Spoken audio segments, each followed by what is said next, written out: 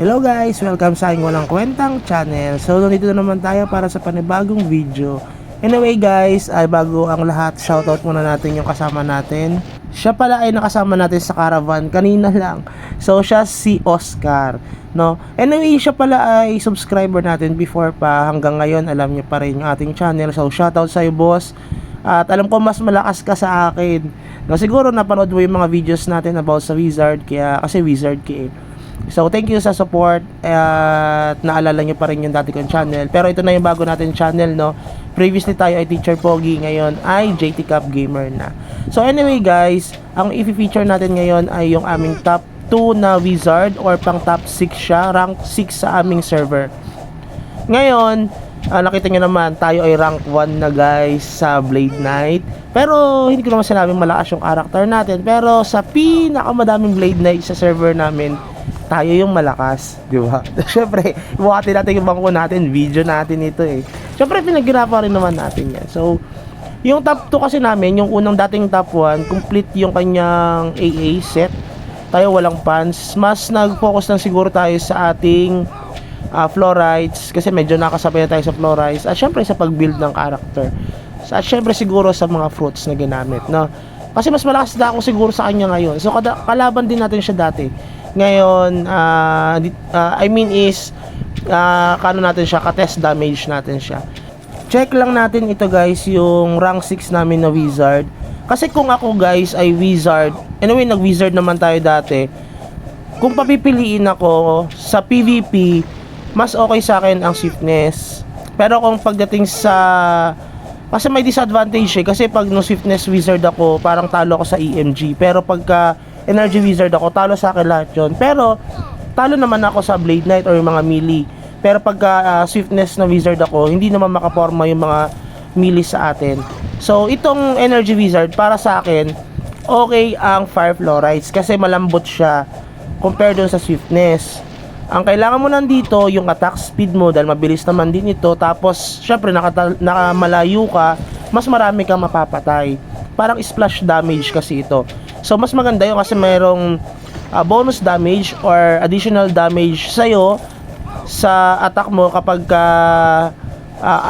fire fluoride ka. Ganon din naman sa ice fluoride, may bonus damage din naman. Ang problema kasi sa ice fluoride, nag-activate lang yun kapag tinatamaan ka or when attack. Ang problema kung ginamit mo ang ice fluoride sa mga energy wizard, malambot nga sila compared doon sa ice fluoride. So kaya hindi siya nababagay doon. Kaya ako nung ako ay wizard na swiftness, mas nag-focus ako sa ice fluoride kahit na medyo mahal, dahil nga nag-activate pa rin yung ice fluoride even though na nagmi-miss yung attack sa atin ng kalaban natin. Nagmi-miss siya tapos matigas ka dahil mas more on agi ka. Kaya mas nag-activate or mas mapapakinabangan mo, ma-maximize mo yung option or bonus damage na binibigay ng ice fluorides. So nakita nyo naman yung set nung yung wizard namin guys. Malakas yan guys. Hindi ko siya kayang tayuan. Hindi niya, I mean is, kapag pwede niya akong tayuan pala sa PvP. Kayang-kaya niya dati nung ako ay rank 3. Ewan ko lang ngayon kung kaya niya pa rin akong tayuan na ganito na yung set natin or yung fluorides natin. Kasi dati yung set natin, wala man lang tayong ka-reflect or may reflect man tayo, hindi kumpleto. Diba? Puro redact lang dahil nga hinahabol natin yung farming dito sa ating character. So anyway, nasa decision nyo pa rin guys sa mga wizard dyan kung gusto nyo ba ay ice or fire fluoride. Pero sinabi ko na sa inyo, yung swiftness ay para sa ice fluoride, yung fire fluoride para sa mga energy wizard. Para sa akin lang naman yung guys. Sana nakatulong itong video na ito. And maraming salamat. Please consider like and subscribe pala dito sa ating bagong channel. Mag-upload tayo ng mga bagong videos natin dito. Iiwan na natin si Teacher Pogi dahil nga pass is pass, gahawak yun ni X. So dito tayo mag-focus sa ating future or current state na ating channel na si JT Cup Gamer. Tayo pala guys ay nasa rank 37 na guys, no? Rank 1 sa Blade Knight, rank 8 sa aming server, then rank 37 sa merge server naman. So ibig sabihin nun, nakakahabol tayo dito.